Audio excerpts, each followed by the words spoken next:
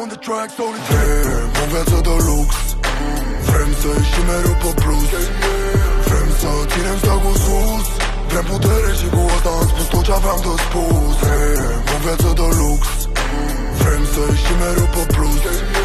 Vrem să ținem steagul sus, vrem putere și cu asta am spus tot ce aveam de spus. Vrem să ne punem să bem și după ce-am băut să-mi iau filme de Eminem. M-au luat cheful de foto și cred că am să le chem.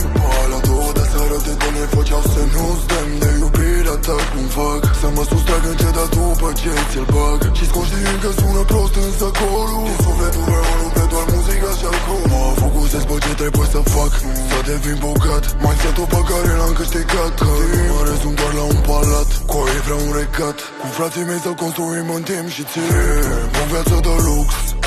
Vrem să ieșim mereu pe plus. Vrem să ținem steagul sus, vrem putere și cu asta am spus tot ce aveam de spus. O viață de lux, vrem să ieșim mereu pe plus.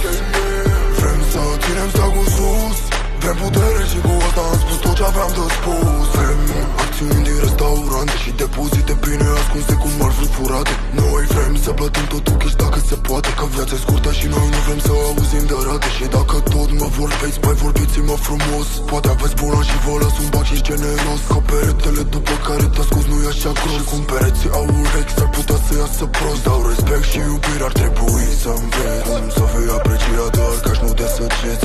El mă trezesc întregit, trebuie să înțeleg că subită gladiator care ți stea cu sus pe veci. O viață de lux, vrem să ieșim mereu pe plus. Vrem să ținem steagul sus, vrem putere și cu asta am spus tot ce aveam de spus.